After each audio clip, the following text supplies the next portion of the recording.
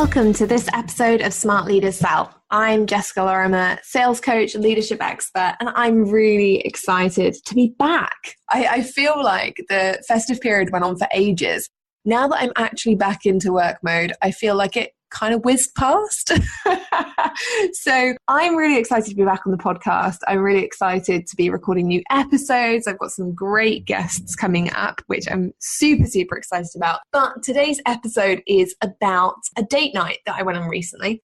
Obviously with my boyfriend, didn't go on a random date. That would be weird. But we kind of got a little bit confused about what to do because obviously after Christmas, everything dies down a little bit, right? I don't know about you, but in my town, nothing really happens. They take down the Christmas markets and everyone goes back to normal. So there's not really tons of things to do. So we decided that we would go and see Molly's Game at the cinema. Now, obviously, if you are listening from the US, Molly's Game has been out for a little while for you. If you are a UK listener, Molly's Game is still in cinemas. Please go and watch it. Obviously, after you finish listening to this episode. But seriously, book tickets. It was a brilliant, brilliant film. And today's episode is about what I learned about high ticket selling through watching this film, or what I was reminded of about high ticket selling through watching the film Molly's Game. So if you haven't seen it, I promise no spoilers.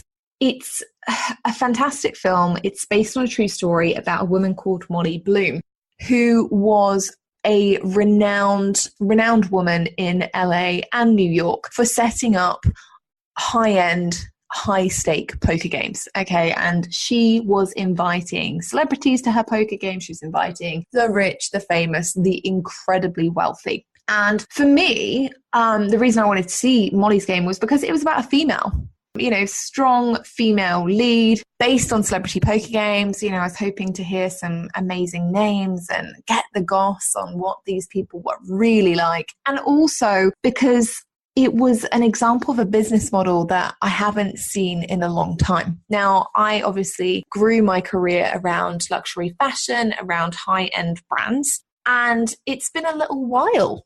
It feels like it's been a little while since I've really gone back to my high-ticket selling roots, so to speak, especially on the podcast. I think this is the first time on the podcast that I've talked specifically about high-ticket sales. And Molly's Game really embodies that.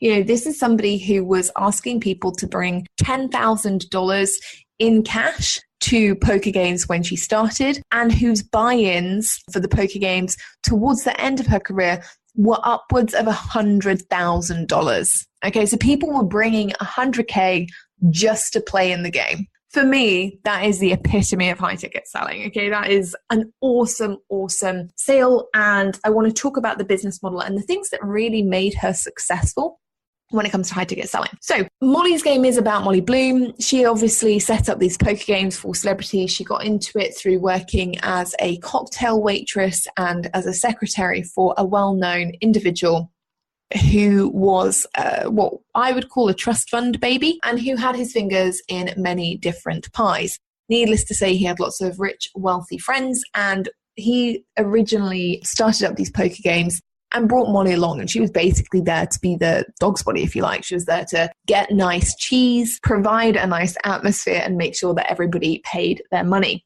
Now, over time, she developed that business, and she started hosting the poker games. And she had various falls from grace. So she, was hosting lots of games in LA. Things went a little bit tits up, for want of a better phrase, this morning. And then she started moving her business model over to New York. And ultimately, the story is about the fact that she was being investigated by the FBI. So 2 years after she actually gave up her business and she stopped running the poker games, she was investigated by the FBI. Her millions, and she did have millions in the bank, that were seized by the FBI and frozen for 2 years while she went through an epic court case. She wrote a book about her experience and ironically refused to name any of the people who had actually been causing some of the issues that she was experiencing. So it's a really, really interesting story. She was, the original, I don't know really how to describe her. I'm stuck for words on that one. Maybe it'll come to me later on in the episode. But anyway, that's the basis of the story. High-end selling, high-end lifestyle, investigation by the FBI, fall from grace, and then later on there's a book and a movie about her. So huge storyline. If you can go and see it, please do. But here is what I took away about high ticket selling specifically from this story. So the first thing that I really liked about this, and I really did like it, because we live in a world where in the online space, a lot of people are preaching high ticket sales all the time, and rightly so. Okay.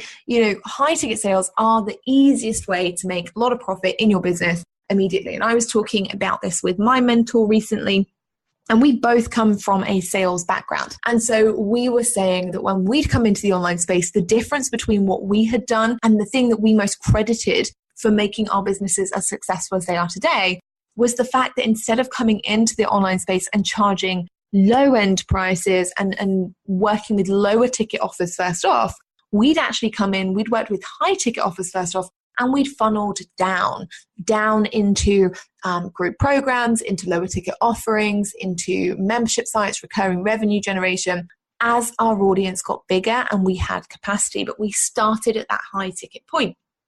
And to a certain degree, all of the people that I know and respect online who have phenomenal business models, they still have this high ticket or premium element to their business that really helps them generate profit. But, and again, this is what I was reminded of from Molly's game, it is an exclusive element. Okay. Premium, high-end selling requires exclusivity and knowing your value. Now, sometimes we see this phrase bandied around, know your value, know your value, know your value. And for me, I think sometimes in the online space, it's got a little bit confused with charge what you're worth. Now, depending on who you talk to, people will think I'm worth different amounts. My boyfriend, because he, has to love me, thinks that I'm worth millions of dollars an hour. And he's like, you know what? I would pay millions of dollars an hour just to be in your company. I'm not entirely sure what that says about how I am as a human, but I'm going to take it as a compliment. If you talk to my mother, again, she has to love me, right? So she thinks that I'm great. And she's like, you're worth so much more than you charge, because she's my mum. If you talk to somebody who's had a great experience with me, they'll be like, Jess is worth so much more than she charges. If you talk to anyone in my membership community, they'll all tell you it's well worth and probably worth a lot more than the $47 a month that it costs. If you talk to somebody who perhaps doesn't believe in selling or doesn't like my podcast or isn't a fan of my free community, then they don't think I'm worth anything. So when we talk in the online space about charging what you're worth, it's not about what you think you're worth. It's not about you going, yay, I'm super confident in myself, so everything is going to be priceless. It's about actually looking at the value that you're adding to your customer. Okay, what's the transformation that they are going to get, and owning that value. Now, Molly Bloom effectively was, in my eyes, because I know nothing about poker, I'm not a gambler, I don't really enjoy card games all that often unless it's like Snap or something super simple. She was only running poker games to me. Okay, in my eyes, I'm a bit like, oh wow, you got 10 people around a table paying 10 grand or 100 grand each to play a card game. Okay, that's really, to me, bizarre. I'm like, why would you pay that? I wouldn't pay 100K to play a card game. But she knew her value in the market, and ultimately, there are some experiences in life that you cannot buy. And she recognized that winning is an experience that you cannot buy. Okay. Especially in a game like poker, which is defined ultimately by chance, by luck, and, some skill in terms of understanding when the cards fall and odds and mathematics and things like that. But ultimately, these people were coming along because they were already super successful. They didn't want to be surrounded by yes people. They didn't want to be surrounded by people all the time who were going, yeah, you're great. Yeah, you're wonderful. Woohoo, go you kind of thing. They wanted to be part of an exclusive club where they felt they were honing skills, they were learning, and they were winning. And they were doing it sometimes spectacularly, and sometimes they were losing horrifically. Okay, so when you're selling high ticket, it's about knowing your actual value to your customer knowing the value that your transformation or the transformation you're going to help them get is going to add to them, but also making yourself an exclusive commodity. Now, in the film, Molly does this and the book, because obviously as soon as I watched the film, I was like, now I have to read the book, and Amazoned that quicker than you can say blink. But she did this by being exclusive. She didn't take everyone who came and said, I want to play poker. Okay. She asked for referrals from the people who were currently in the game. She was like, look, who do you want to play against? Who would be worth it to win against or lose to? And so she had this consistent referral network of high net worth individuals, and it made it exclusive. It made more people want to get in. More people wanted to have conversations with her where they could be involved in this mysterious game. The second thing she did was that she pre-qualified her audience. Okay, she pre-qualified her audience by setting the buy-ins at levels that meant that some people were automatically discluded, right? Or excluded. I'm just making up words today.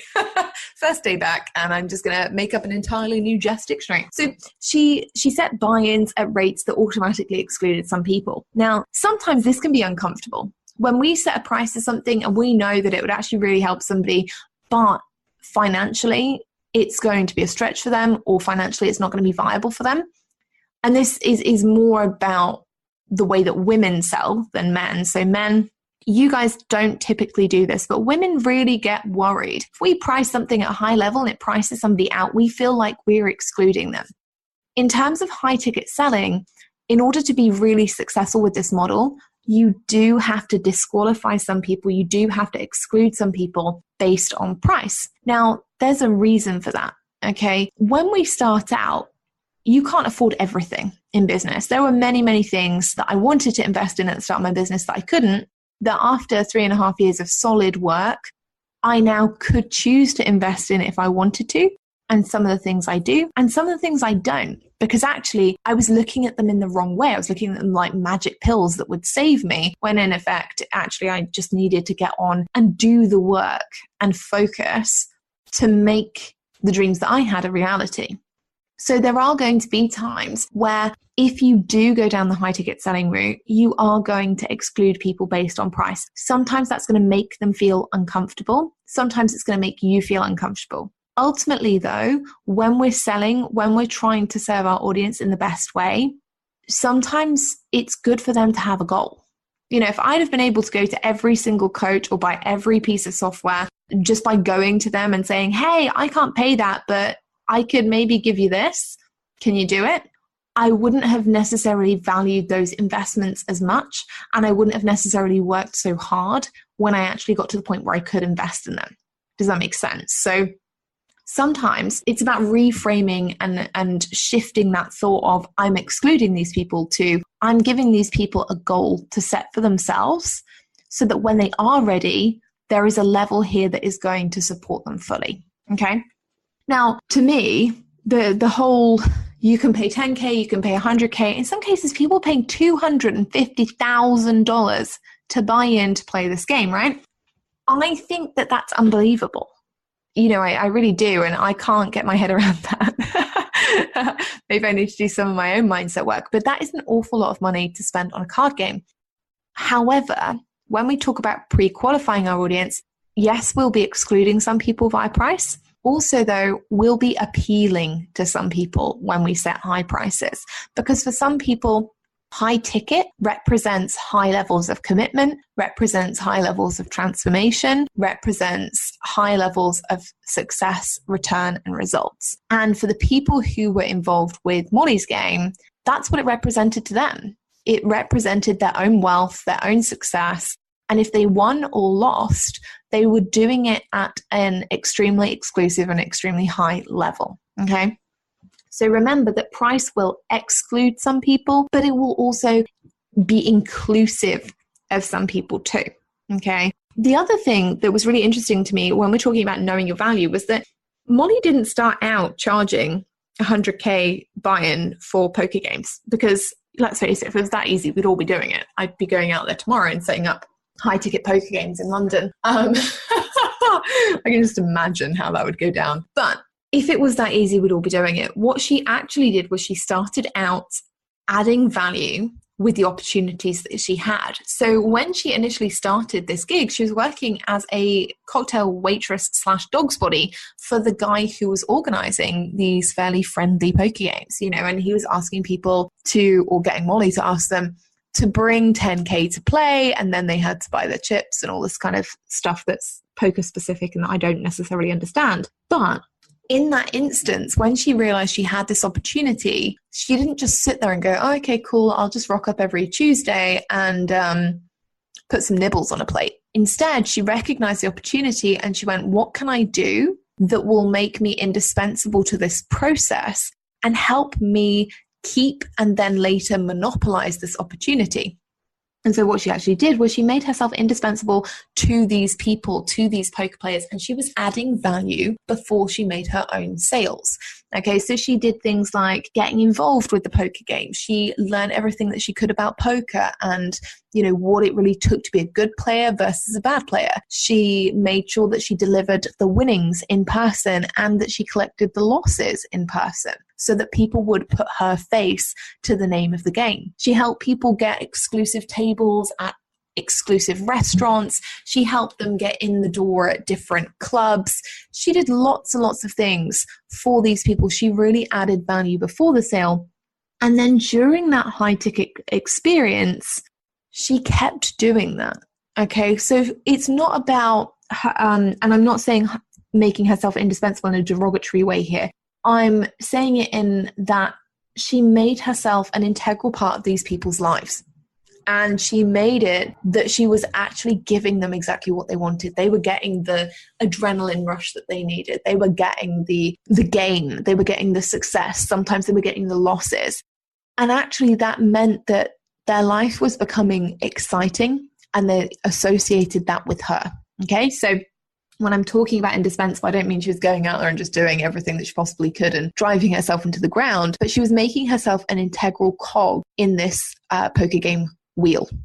Now, that for me is really interesting because as you go through the story, as you start listening to the things that she went through, you also hear the other side of that, which is that even when the game ended, even when she gave up the business, even when she was being investigated by the FBI, she still kept that sense of value to her players.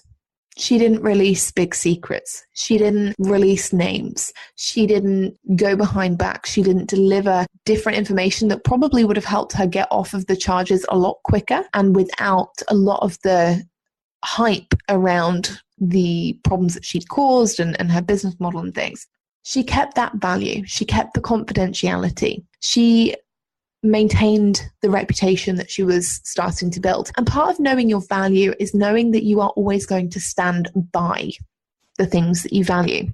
So for example, in my business, the values that we have are honesty, integrity, fun, and results, right? So when I talk about my business and I think about it in a position or from a position of messaging, I think about impact, integrity, income, and leadership. And that's really, if my clients walk away making an impact in the world, staying in integrity, making a massive impact, making massive income, and becoming the leader in their business, I'm really happy with that. And I know that that is my value, helping my clients generate this huge ROI as well as generating the impact on the world that they want to do. Okay. Molly's was similar. Her knowing her value not only came from providing the excitement, the adrenaline rush of the game, but also in the fact that she was their venting point. Okay. These men, and it was men who were playing the poker games, they came to her and they could talk about things that they were struggling with. They could admit to her that financially they weren't doing great. They could teach her different things. And so she had and embodied those values too. It's really important to know your worth. Okay. And I'm not saying that anyone should undercharge their services, but make sure that if you are charging for a high ticket experience, you are really considering these things as well as the content you're prepared to give to somebody, because it's just as important, if not more so. People buy from people. And so you want to buy from somebody you trust, somebody you know will get you results, somebody that you know is going to have your back every step of the way. Now, the second thing that I really took away from this, and I love this is a great reminder in the new year, was about boundaries in a high ticket experience. So Molly charged high prices. Okay, her prices were phenomenal. And she gave a phenomenal high quality experience. She rented rooms at some of the most exclusive places in the world, hotel wise. She had some amazing clientele. She also invested in things that were going to make the experience even more exciting. She had the best whiskies on offer. She had like Macallan 18. She had a specialist. I didn't even know you could get these, but she had like a specialist piece of equipment that would deal cards so that you knew you weren't going to get stiffed by the dealer and stuff like this. So she provided this high quality experience, but that didn't mean that she gave endlessly. Now, typically, and I want to be transparent about this, when we see or when we have seen successful women, sometimes there is a temptation to go, oh, I wonder what they did to get there. Now, when I was working in corporate, this was particularly prevalent. If a woman got a director level job, they assumed that that woman had done something or, made a concerted effort to be incredibly friendly to a male member of staff who was probably going to be at a higher level than she was. Now, that would be a very, very easy assumption to make about Molly Bloom. And indeed, it's a very easy assumption to make, frustratingly so, for most women who are in corporate jobs. For any woman who's successful, we wonder how they got there. And sometimes there's that cynical part of us that says, oh, well, did she sleep her way to the top? And I want to be transparent about that. It's not something I agree with. It's something that, as a woman myself, I highly, highly, highly disagree with. And in fact, on Monday, I'm having a conversation about male advocacy and the gender pay gap in a roundtable discussion with Growth Business UK to talk about those kinds of issues and what it really means for female entrepreneurs and for male entrepreneurs on the rise. Because let's face it, it is actually a thing that affects everybody. But I'm straying off topic. I'm onto a tangent here. Anyway, it would be very easy to wonder how Molly got to the top and to wonder whether she leveraged personal relationships a little bit too far to do so. Actually, though, she didn't. She set really clear boundaries with this high-end experience, okay? The fact that they came and that they paid 100K or 250K or 10K or whatever for their buy-in did not mean that they got endless opportunity for whatever they wanted. It meant that she actually had even more solid boundaries around the experience and what they would get, so that there were clear lines. There was no confusion between her and the buyer. And that meant she didn't date her clients. That wasn't going to happen because she knew that if she brought a deep personal relationship into the mix, it would make the other players distrust her. It would make them lose respect for her. So she was very, very professional about this. It also meant that she had limits around sensible business things, like, for example, what they could borrow from the house. Now, obviously, I'm not up to date necessarily on my FBI poker playing laws, but eventually she did get done for, taking money from the table. So this potentially legally was not the smartest thing that she's ever done, but it did mean that she had this boundary. They could not borrow more than $1 million from the house. Otherwise, she knew the game would go under. She couldn't cover her losses beyond that point. Okay. She wasn't afraid to say no to potential relationships. And and this is something that I really liked, she was very, very clear about how she operated. If somebody did not pay, they were blackballed. If somebody made inappropriate advances, she sat them down and said, no, the behavior is unacceptable. And what that led to was ultimately an environment in which her clientele, her high-end clientele, who were comprised of wealthy, high net worth celebrity individuals who typically do find it difficult to trust people, had this safe environment where they could show up, where they could be themselves, where they could network, they could get business, they could talk as themselves, and it was never going to go any further. They knew where they stood with Molly. There was no question that she was never going to lead them on. She was, friendly but professional. Her employees were the same.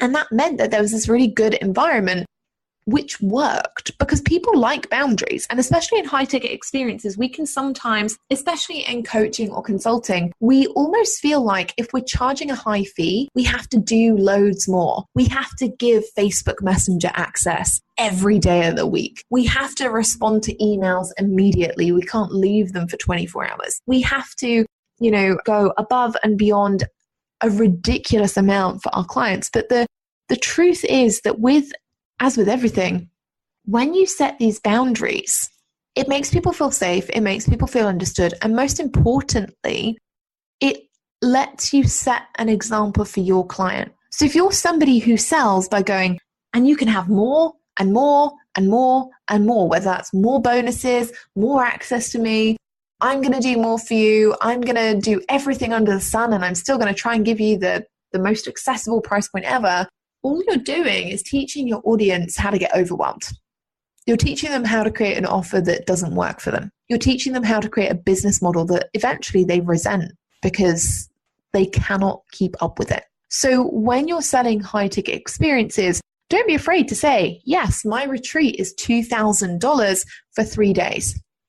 And with that, I can promise that you're going to walk away having an incredible transformation around your health, your fitness, your life, your wealth, your business, your relationships, whatever that might be.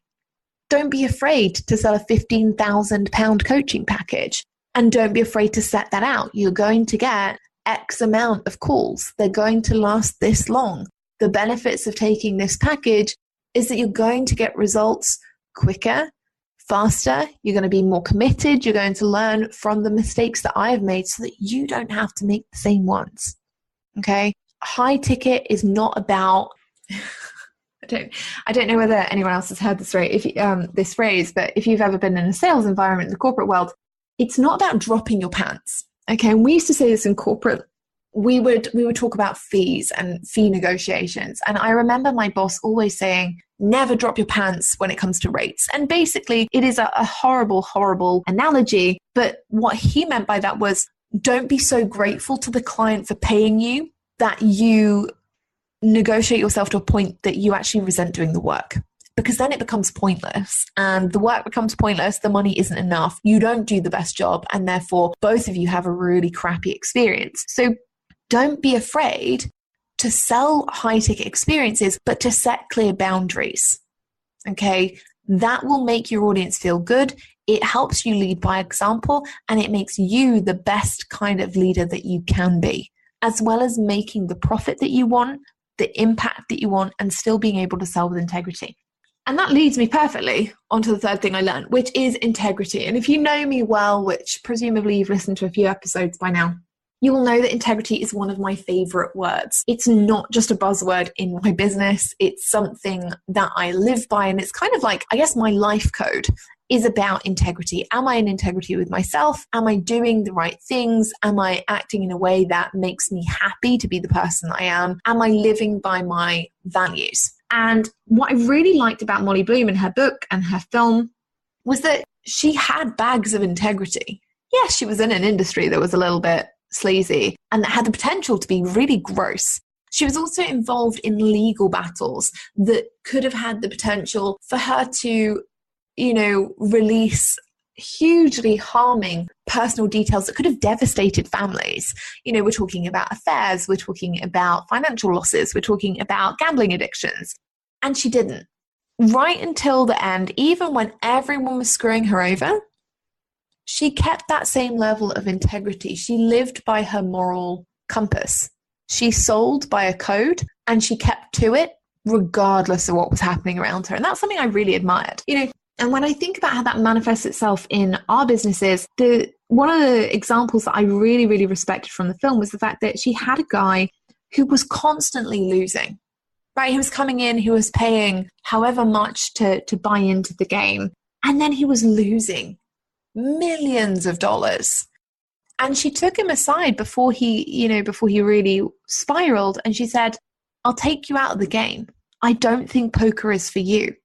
I don't think this is the game for you. You're just not good at it." So at the risk of her losing a client, she still preferred to be in integrity with herself.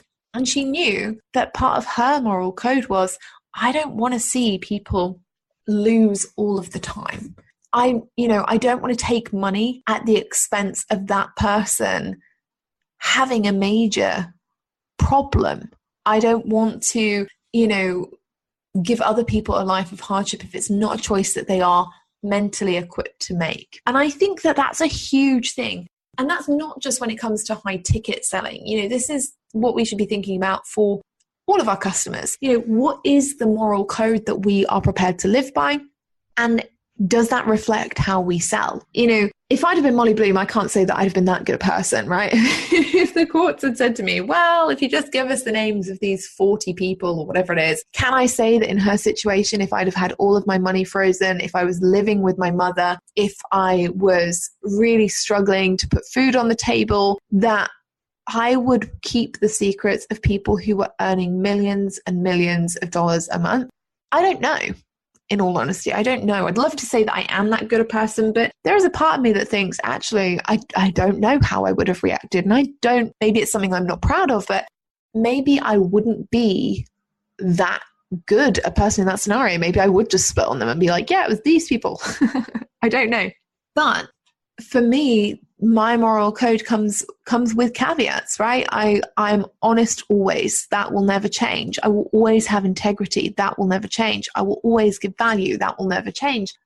But I also have a responsibility to my own self-respect and to my own self-worth to say, actually, when the time comes, sometimes there's got to be a boundary. And that doesn't mean that in wanting to give value, I'm willing to take verbal abuse from people. Or, it doesn't mean that in wanting to be honest with people, I'm okay with people trolling or being deliberately cruel. There's always got to be a boundary, and I'm sure that Molly has her boundaries, but one of the things I really respected was this integrity.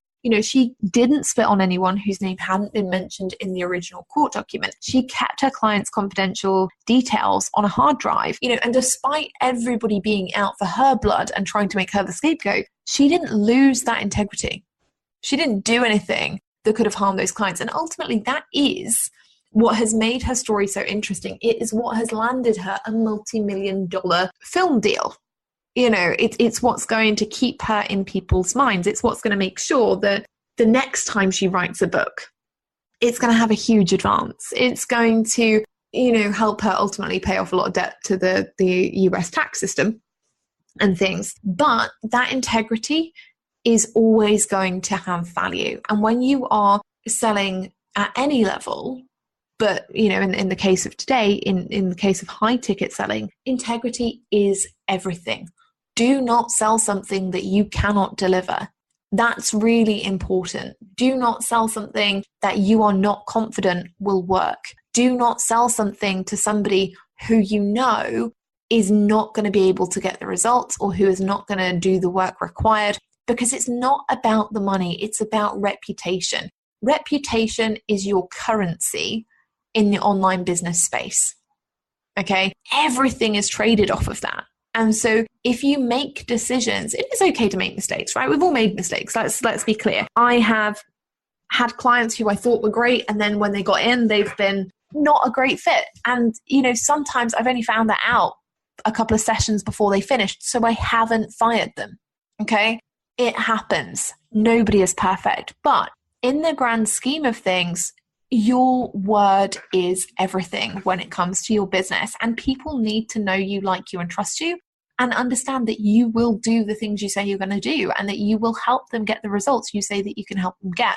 So really be thinking about your sales process, not just about what content you are going to put into something, or where your high ticket experience is going to be, but really in the shifts like knowing your true value and being able to charge for it, knowing what your boundaries are and being very clear about the experience somebody is going to get, and then having the integrity to sell the right things to the right people.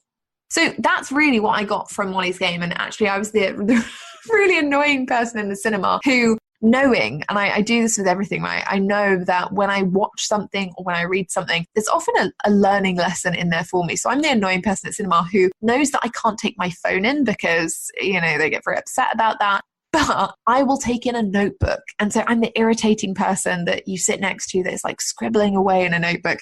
And hopefully today you've enjoyed some of my random scribblings from Molly's game. As I say, if you haven't watched it yet, please go grab yourself a ticket if it is on in the cinemas near you, because you will get to see this play out in real time. And I think it's a really, really valuable sales lesson. So that's today's episode about high ticket selling and some of the things that you need to bear in mind. I am going to put together an episode that will be specifically around the types of high ticket products that you can offer. So high ticket products, services, experiences that you could consider offering in your business to help you generate more profit in 2018. Because I firmly believe that high ticket sales are a great way to add profit to your business, but also epic experiences to your clients as well. So if you've enjoyed today's episode, please make sure you hit that subscribe button so that you don't miss any of our other episodes that are coming up over the next few weeks. And make sure that if you have enjoyed it, you leave us a review. You can leave us a review on iTunes, Stitcher, Podbean, or whatever app that you choose to listen through. I always love knowing how we're getting on and whether the content is good for you.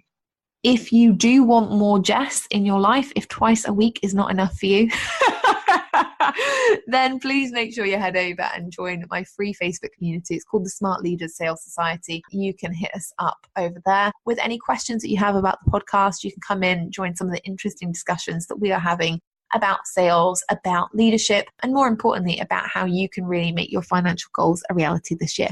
I will see you in the next episode.